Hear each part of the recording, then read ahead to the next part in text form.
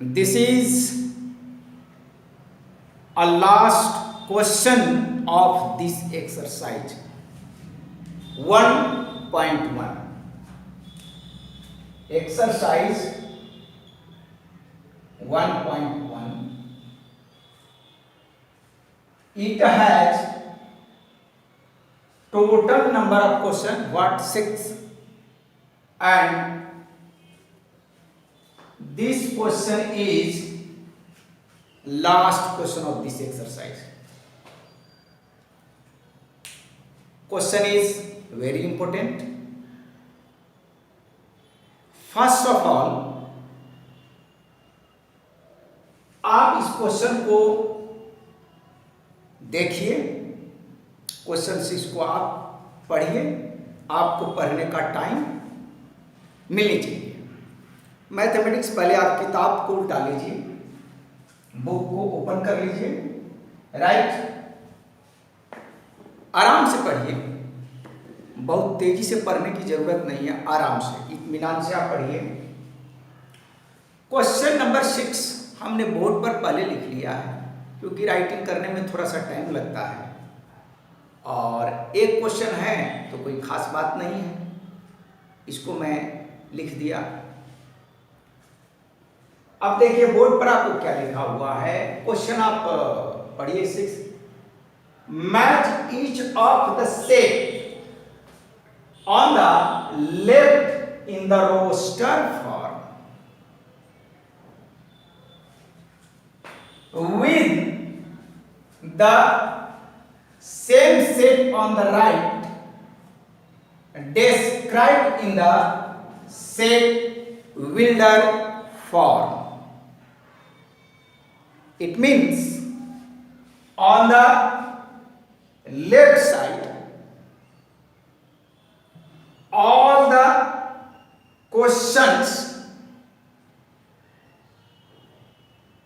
are in the roster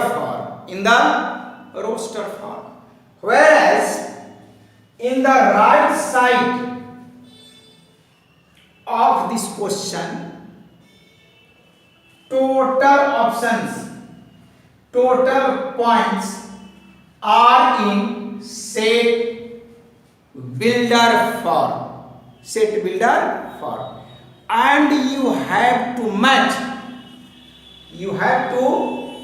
match from left side to right side. It means a roster form with set builder form. A roster form with set builder form. As you know that from the introduction, or you have already learned that about roster form and set builder form. Clear? हमने इसके theory में set builder form और set जो roster form है, tabular form है, इसके बारे में हमने बताया है। सिक्का तो एक ही है, बस उसके एस्पेक्ट पहलू दो हो जाते हैं। कॉइन इज सेम बट इसके एस्पेक्ट, इसमें एक टेल बन जाता है और दूसरा हेड बन जाता है, लेकिन टेल का मीनिंग अलग होता है और हेड का मीनिंग अलग होता है। लेकिन गौर से विचार किया जाए तो टेल के बिना न तो हेड है और हेड के बिना न तो टेल है। अगर हेड की तरफ से सिक्का को काटते चले जाइए तो आप टेल के पास पहुंच जाएंगे, और टेल के तरफ से अगर सिक्के को काटते चले जाइए तो आप हेड के पास पहुंच जाएंगे। तो फिर टेल और हेड के बीच में वो बाउंड्री क्या है, बातें समझिए। मेरा कहने का मीनिंग यह है कि आप सेट बिल्डर फॉर्म और रोस्टर फॉर्म दोनों एक ही बात है, सिर्फ लिखने का तरीका बदल गया है, राइटिंग वे बदल गया है। तो आइए हम वन वन पॉइंट पर विचार करते हैं।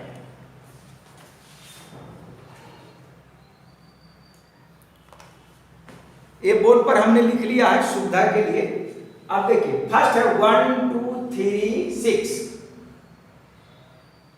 1 2 3 6। क्या मिलेगा?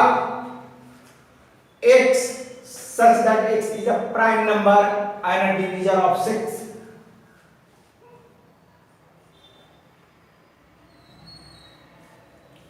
ध्यान दीजिएगा, यहां ऑप्शन ए और ऑप्शन सी थोड़ा सा का डिफरेंस है, कंफ्यूज हो जाइएगा। प्राइम नंबर और यहां पर दे रहा है नेचुरल नंबर, बड़ा कंट्राडिक्शन है। यहां ऑप्शन सेलेक्ट करने में आपको परेशानी होगी। कई बच्चे, कई स्टूडेंट हैं, 1 का ऑप्शन यही सेलेक्ट कर देगा। हम भी कंफ्यूज हैं, क्यों?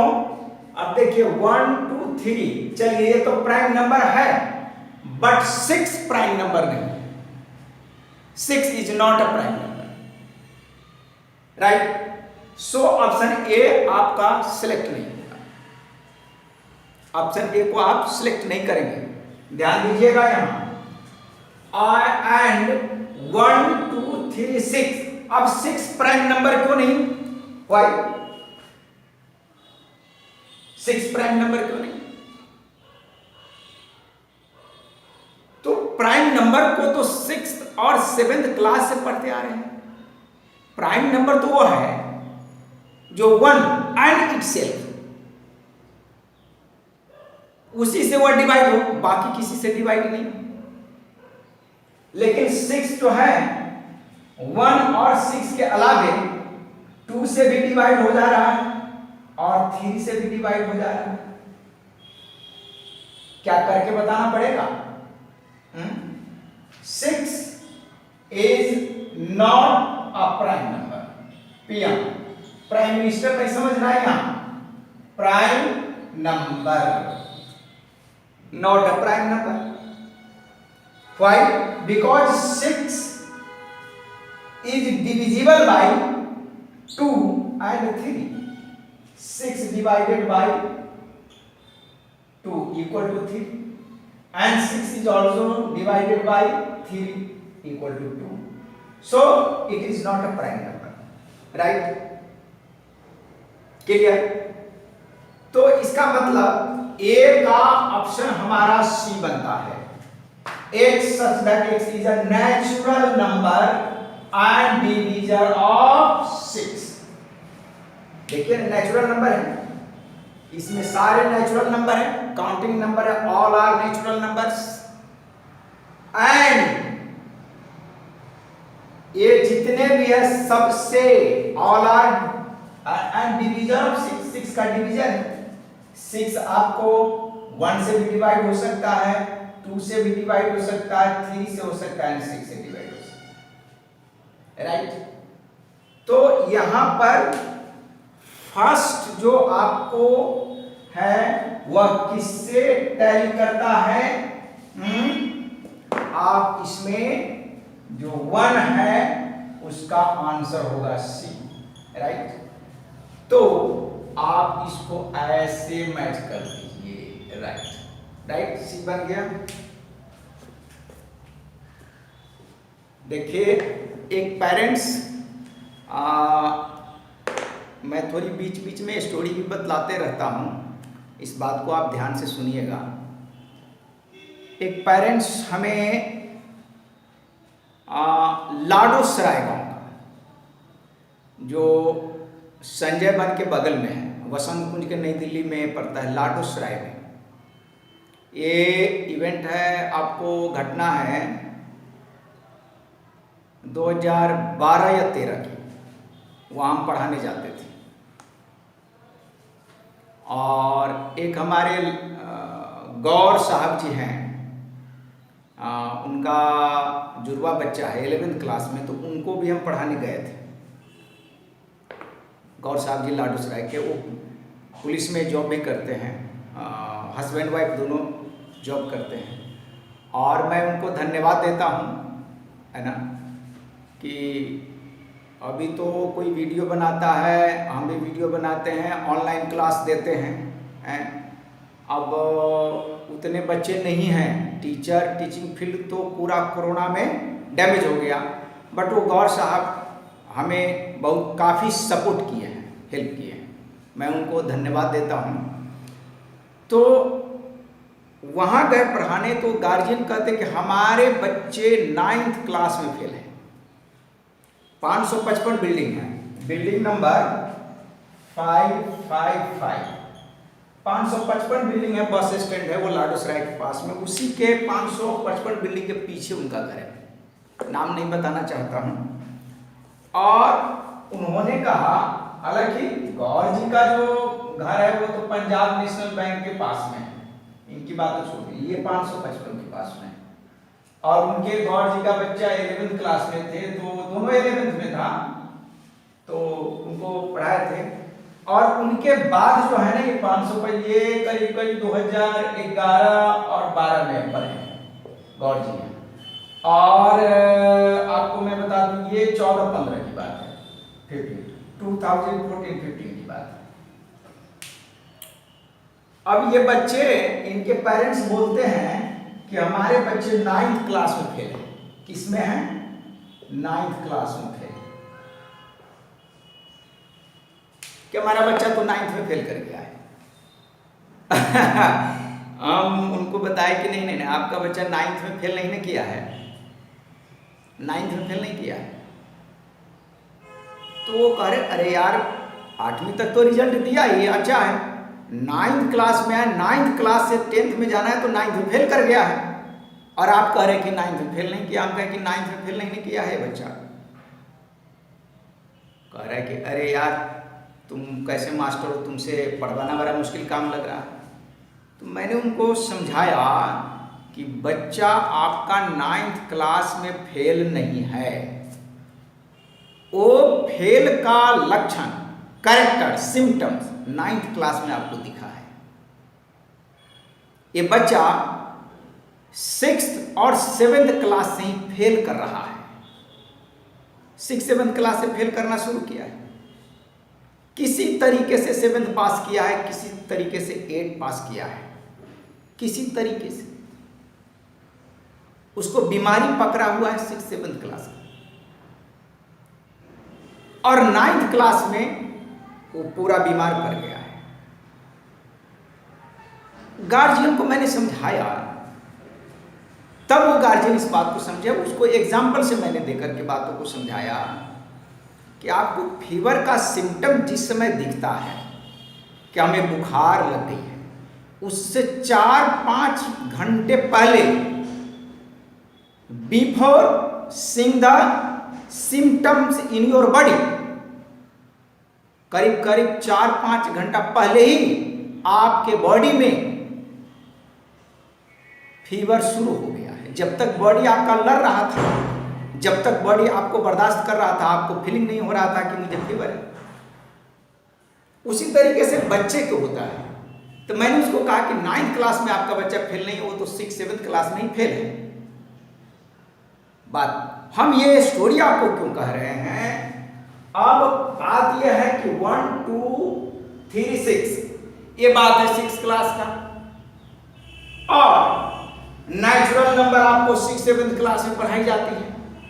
अगर नेचुरल नंबर का कंसेप्ट पता नहीं है, रूल्स ऑफ डिविजिबिलिटी आपको पता नहीं है, तो you can't understand this question.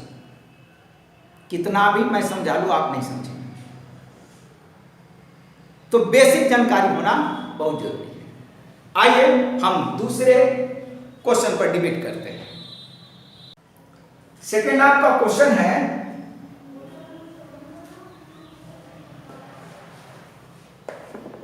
Second आपका क्वेश्चन है 2-3। ये आपका रोस्टर फॉर्म में है, और बिल्डर में क्या लिखना है 2 3। अब इसमें आप सिलेक्ट कीजिए।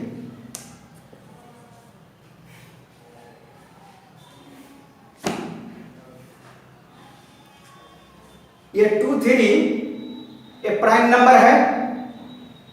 अच्छा हुआ कि सीक्वेंस में दे दिया, इसके बाद ये दे दिया तो ये पकड़ में आ गया। And 2 3 is a divisor of 6। कहने की बात है ही नहीं। तो ऑप्शन सेकेंड का ऑप्शन क्या लिखिएगा आप? ए। अब ज्यादा चर्चा करने की जरूरत नहीं है, आप पकड़ते रहिए बात को। और ए का आपने क्या लिखा? सी। ठीक, सेकेंड का आपने ए लिखा। थर्ड का क्या कहने की जरूरत है? ये तो सीधा आपको डी दिख रहा है। MATH मैथमेटिक्स है। एग्जाम्पल आप पढ़े होंगे कि ये मैथमेटिक्स है और रूल्स ये है कि आपको वर्ड रिपीटेड नहीं होना चाहिए, राइट? यहां पर मैंने ये नहीं लिखा है, ब्रेसेस नहीं दिया, ब्रेसेस दे दिया। ठीक, तो थर्ड का ऑप्शन क्या है आपके पास? थर्ड का डी।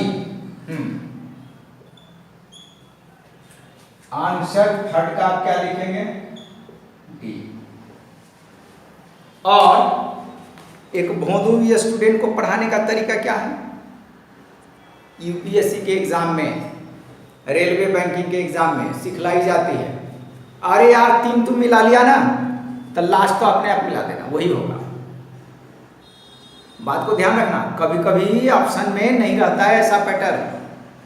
तो ये नहीं कि लास्ट का ये 4 बच गया तो इसमें कहिएगा बी होगा तो वही, लेकिन आपके पास नॉलेज होना जरूरी है। होगा तो वही, लेकिन नॉलेज होना जरूरी है। अब आप देखिए इसमें क्या है, तो 4 ये टैली कर गया आपका किससे? बी से। देखिए आपका 1 3 5 7 9 ये ऑड नंबर है। दीज आर ऑड नंबर और लेस देन 10। 9 तक है, 10 से कम है तो ऑड नंबर। तो ऑड और इवन नंबर, ये सब सारी चीज का आपके पास नॉलेज होना जरूरी है। ये आपका क्वेश्चन लास्ट हो गया और ये एक्सरसाइज लास्ट कर गया। और अब मैं नेक्स्ट एक्सरसाइज का थ्योरी शुरू करूंगा। थोड़ा सा है, हम क्वेश्चन आंसर से ज्यादा कंटेंट पर भरोसा करते हैं। कंटेंट आपको समझ में आ गया तो आप आसानी से बातों को समझ सकते हैं। टोटली आपको कंसेप्ट क्लियर होना जरूरी है। और मैथमेटिक्स में तो बहुत कम टाइम लगता है पढ़ाना, और मैथमेटिक्स तो साइंस की कैटेगरी में है ही नहीं। बायोलॉजी में सबसे ज़्यादा टाइम लगता है और एनसीईआरटी बुक का वर्डिंग होना जरूरी है। लिविंग वर्ल्ड में एनसीईआरटी के लिविंग वर्ल्ड जो चैप्टर है उसका इंट्रोडक्शन बड़ा खतरनाक है। नॉर्मल सी बात नहीं है इंट्रोडक्शन को समझाना, उसका एक्सप्लेनेशन करना। और फिजिक्स में आज मैं सुबह में बच्चों को टीच कर रहा था,